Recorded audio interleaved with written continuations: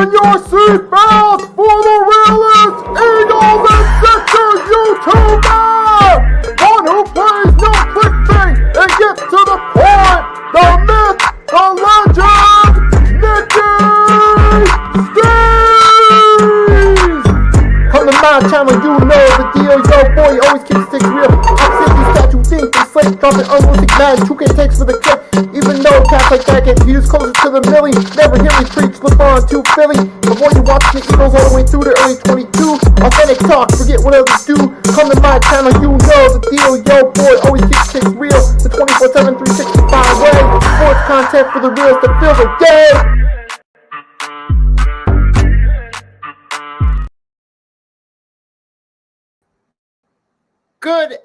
Good afternoon, folks. Late afternoon, early evening. It's your boy Nicky Stees here with an impromptu live stream.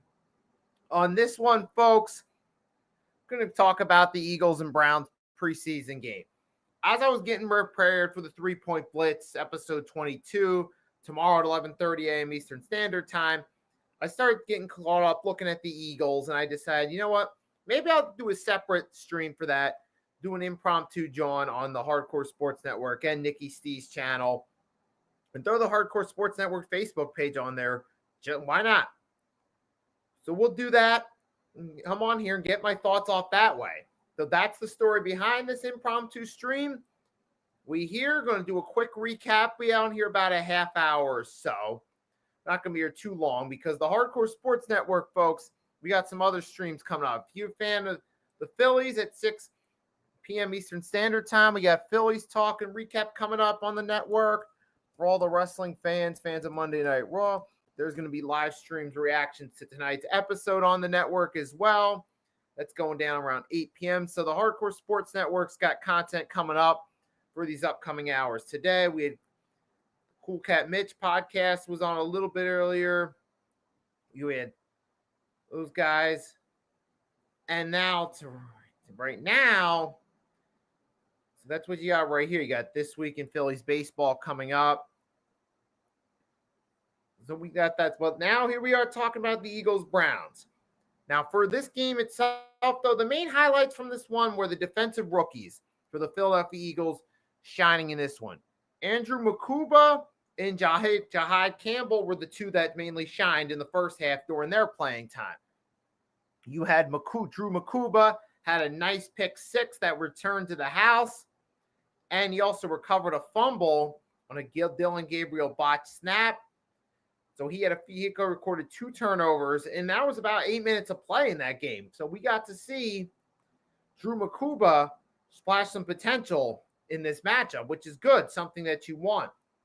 And then you had Jahid Campbell got a sack and had a tackle. So in some playing time, he flashed some potential. So there were some positive signs from this game.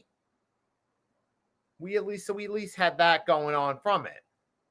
Outside of that, there wasn't really anything big to take away, particularly from a player standpoint. But let's talk about now Mukuba. We brought Mukuba in to help with this secondary, and we got our some pick six out of it. That's good. That's a sign that he could potentially help us out. And then you had Jahid Campbell, came off the pass rush, got a sack early. And that's good. That's good. I like what we're seeing here. You got E-Money Bentley. Go Birds. Yes, that's right. That's right, E-Money. Thanks for stopping by and rocking with us.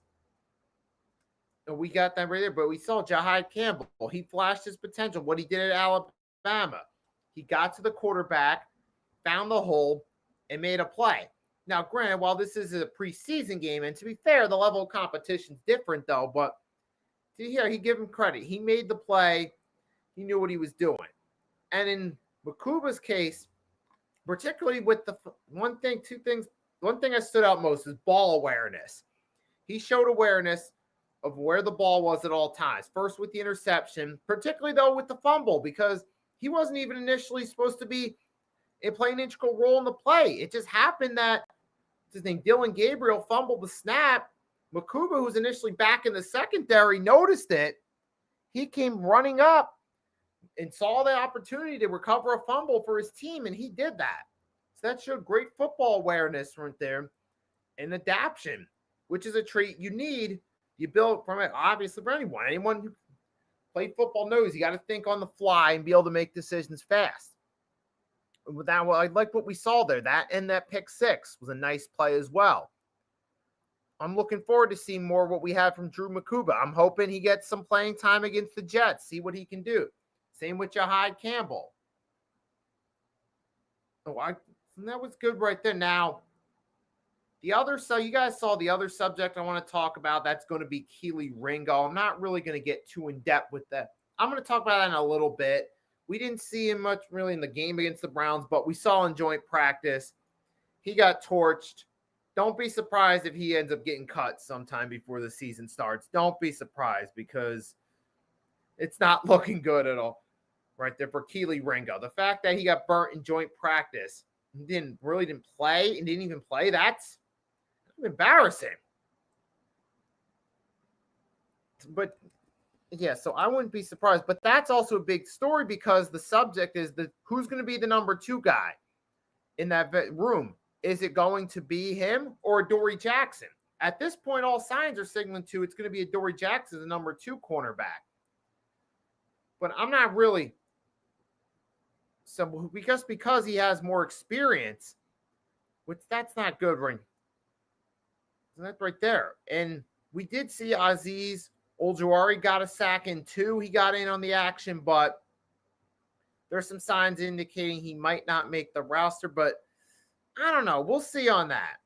And we did get a sack from him, Ojulari. Maybe he'll make it the cut. Maybe he won't, but we'll see on that. But right now, I'm going to pull up the depth chart real quickly. And we're going to see where it stands, see what the key position battles are, and tie it into what we saw. 1 second. So I'm going to pull it up via ESPN and share it with you guys. All right, I'm going to do this via incognito. All right, I had to get a separate tab ready. Let's do this. Well, here's where we stand as of now. Scroll down, start the defensive side. We start mainly with the cornerback battle, like we talked about. You got it's going to be between Adoree Jackson, Kelee Ringo. It looks like, yeah, obviously all signs are pointing to it's going to be Adoree Jackson in that spot. He's already listed as the starter, and based on what we've seen from Kelee Ringo, it doesn't look like Ringo's going to fill that role. Now, when it comes to the left cornerback, Quinyon Mitchell's got the lock. I'm not worried about that. Reed Blankenship, I'm not worried. Free safety, got Sidney Brown, Andrew Mukuba. Mukuba, now, like what I said, going back, he had himself a few nice plays. Now, that could be an indication that could mean it could work out well. I'm thinking with him as the number 2, if we start off the season with his number 2, he's not going to get as much playing time, but he'll occasionally see some snaps here and there. And maybe as the season goes along, you slowly incorporate him more into the lineup. Or if something goes down with Sidney Brown, then maybe you need him to step up. But I'm thinking early on in the season, you'll still see Sidney Brown as that starter, of course. You'll slowly incorporate Mukuba into the lineup. And if you give him more time against the Jets and he shows up and balls out again like he did against the Browns, even in just a quarter or 2 drives, that could open the door for discussion about maybe him starting sooner rather than later if he shines.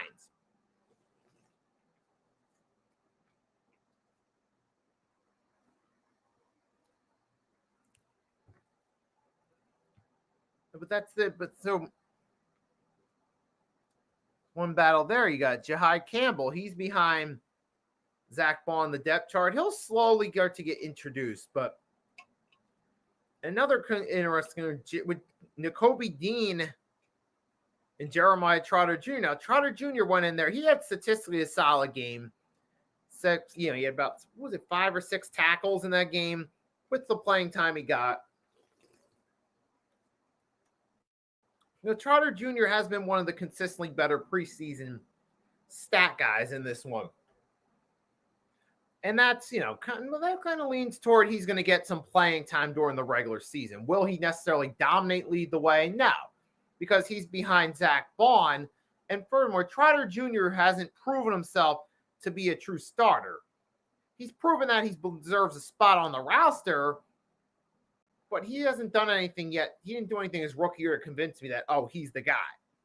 But with having Zach Bond in that linebacker room, not really worried. But if Nakobe Dean, with Nakobe Dean being out, now we've got to look at Jeremiah Trotter Jr. a little bit. He's going to get some more playing time. Then, if he needs to, will he step up? Or will Jeremiah Trotter Jr. maybe be, man, okay, and it's like, we don't care whose son you are. If you're not performing up to standard, we'll see. Or does Jeremiah Trotter Jr. take advantage of his opportunity, maybe even excel, and maybe Nakobe Dean, who's kind of been he's been solid at times. He hasn't really been a game changer.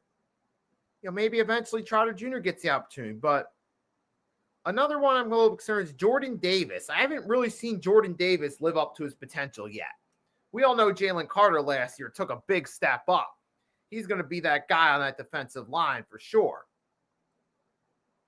But for the defensive side, what I'm looking forward to the most, of course, I'm looking for Jahai Campbell, see what he does. I'm looking at Andrew Mukuba, see what he does.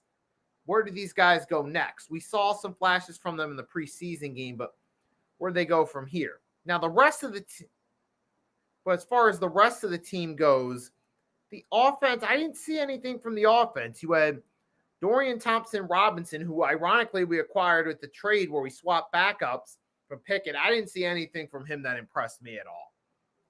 I mean, sure, he's only a third stringer, so I'm not really worried about him. But the dude, yeah, I didn't see anything that indicates that if, say, God forbid, say, come up the offseason, say a team decides to give Tanner McKee an opportunity to start, let's just say.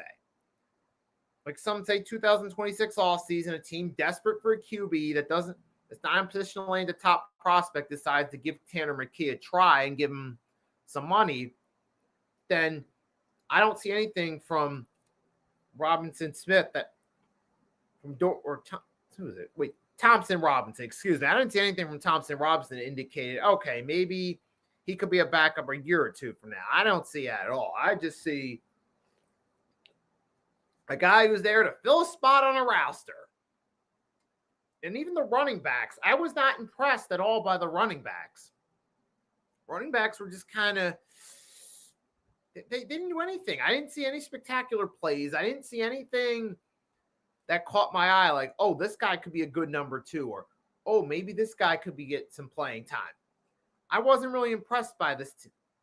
Like individual, like performance-wise, like I said, it was the defensive guys.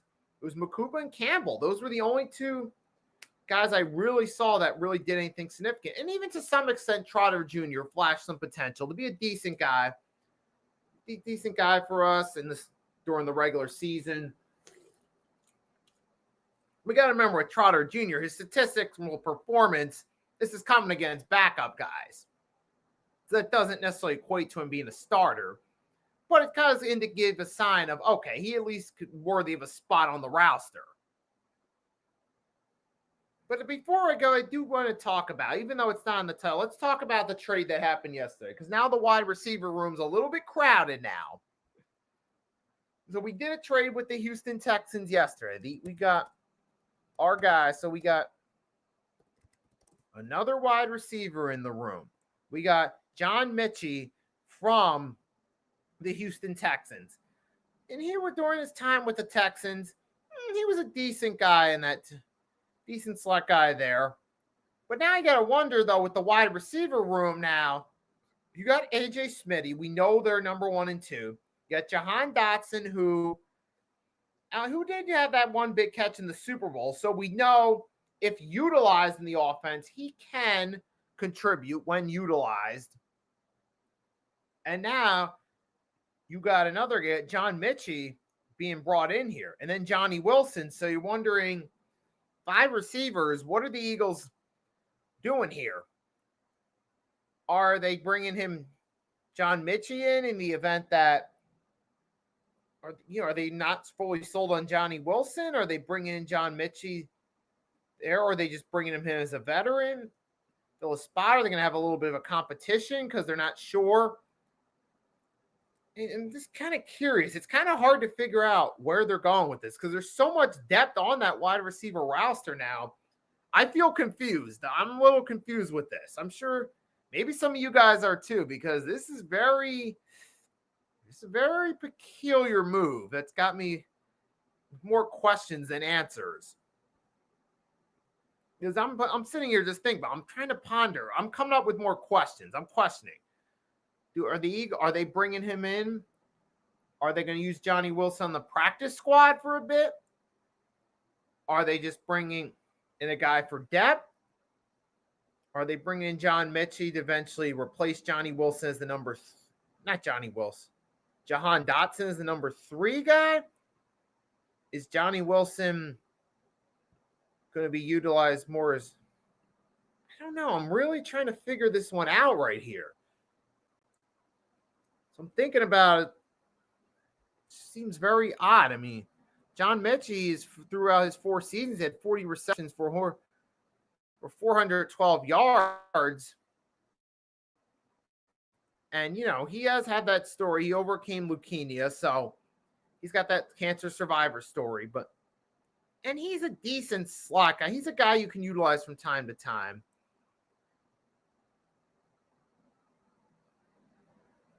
But here's the thing. When you look at it with the Houston Texans, this guy, Mitchie, he was like the 5th guy in that room. So, okay, what is he going to do here at the Eagles? I'm very curious. I'm still, like I said, there's not a whole lot of answers at this point. Just a lot more questions than answers. I'm really trying to figure out what they're trying to get out of it. But, I mean, I guess we will have to wait and see. I guess we will see. I guess we're just going to have to wait and see how this plays out. We'll see what happens. And, I mean, we'll go from there. But, I mean, I guess add more depth to the wide receiver room. But for a guy like Johnny Wilson, I know Cool Cat and Mitch were talking about it. My thoughts on Johnny Wilson is he's a tall wide receiver. He's a guy that he's a tall guy that could help in the NFL, especially for those deep passes or those high passes. He's a guy who has the potential to grab it. But Johnny Wilson, even if so maybe. I'm just very peculiar what's happening. I mean, are the Eagles just bringing him in for depth? I'm thinking that's most likely the case, because why else would you get a guy who's the 5th wide receiver in the room? And they traded a tight end to do so. My gut feeling on that is Eagles were already confident with their tight end room. You got Dallas Goedert, Calcaterra. So you're like, hey, we're all set with the tight end room. So we're not really worrying so much about that. So we can trade the tight end, get some depth in the receiver room. That's got to be what the agenda. That's got to be where they're coming from here. It's got to be. Because I just don't see anything else. But who knows? As time goes along, we'll find out. We'll find out as time goes along. Maybe there's some contract concerns. Maybe there's some concerns about Johnny Wilson we don't know about that we'll eventually figure out. Maybe Jahan Dotson, I don't know. It's just hard to say because Jahan Dotson played in he had his highlight catch in the Super Bowl. He seems like he's fitting in with us. I don't see where he could be on the out, so that doesn't make sense to me. It's just one of those situations. We're just going to have to wait and see how this plays out. That's all, and that's all I can really say. It's going to be tough, but we'll see. But as of now, man, hey, like I always say, preseason games are mainly the games where guys are here to get their act together. Kind of see who's cut, who the weakest links are, weed them out from there. And with the weakest link whole subject is, with Kelee Ringo not looking like he's going to be suited to get that number 2 role, you got a Dory Jackson behind him. I mean, you got Cooper DeJean on the safety side. Got a Dory Jack the number 2. And then you got number 1.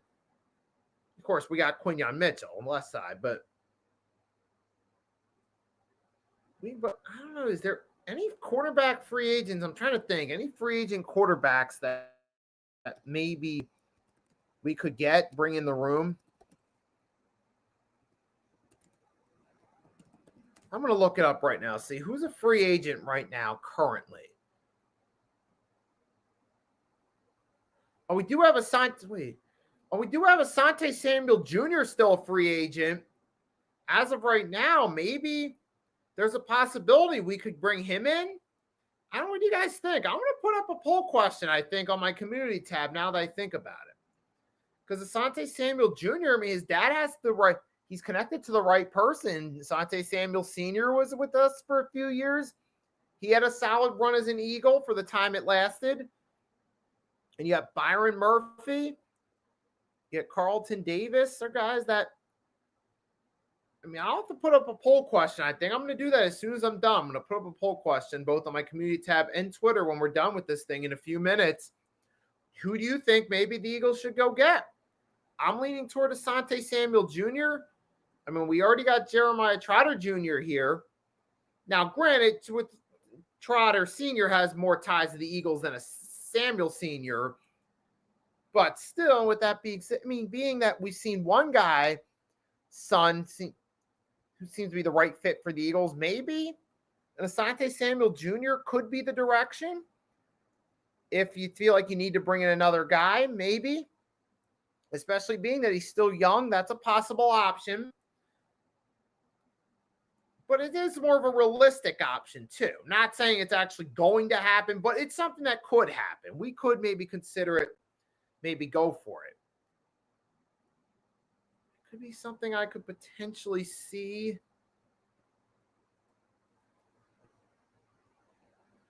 But man, we're going to have to wait and see. But we might definitely need a guy at some point though too, because it's not looking like we have a whole lot.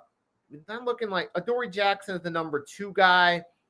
Not the best option in the world at cornerback. But to be fair, we still have a pretty loaded secondary. Like I said, we still got Cooper DeJean, Reed Blankenship, who stepped his game up. So I'm not necessarily, it's not a big position of need. So the Eagles probably aren't going to be as aggressively pursuing somebody.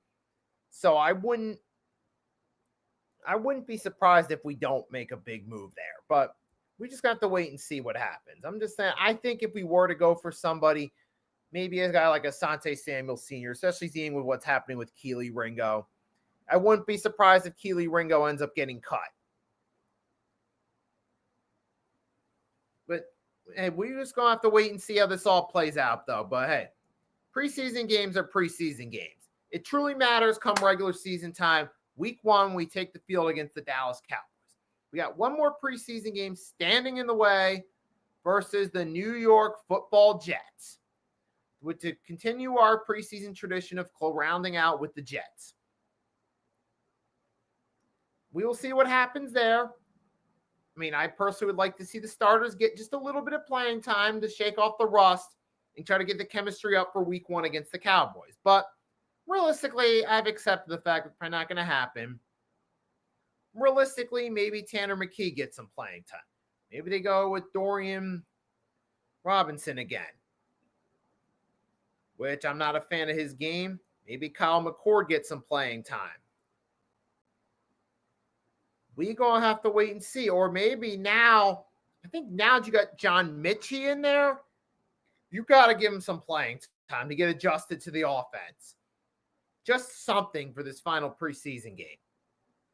Defensive guys, I said, give some of these rookies a chance to play at least. See what they can do. Let's see. Can Mukuba have a repeat performance? It's going to be one question. Let's go give Jahai Campbell some more playing time. Let's see what he does against the Jets. Give these guys at least a few drives or a quarter, see what they can do. Come back, talk about it later. But that's all I'm going to have for you guys for today. Yeah, like I said, I wanted to come on here quickly, give you my thoughts on this. So everyone tuned in, thanks for tuning in. E-Money Bentley, anyone else that tuned in, thank you. I hope you enjoyed this stream. Hope you have a great evening. Tomorrow, 11:30 a.m. Eastern Standard Time, 3-Point Blitz, episode 22. We're going to talk about the NFL preseason more as a whole. Also going to talk about the NBA schedule a little bit, the Christmas Day games, the Europe games, give you my thought on that, give my thought on the drama with the Bengals, the trade drama with Trey Hendrickson, all that coming up tomorrow on episode 22 of the 3-Point Blitz, 11:30 a.m. Eastern Standard Time, on all 3 platforms, the Hardcore Sports Network's respective Facebook pages and YouTube channel, and the Nikki Stees YouTube channel as well. There's the link to hit up my channel if you haven't, to make sure you subscribe so you don't miss out. So with that being said, guys, have a great rest of your night. Fly, Eagles, fly. Until next time, peace.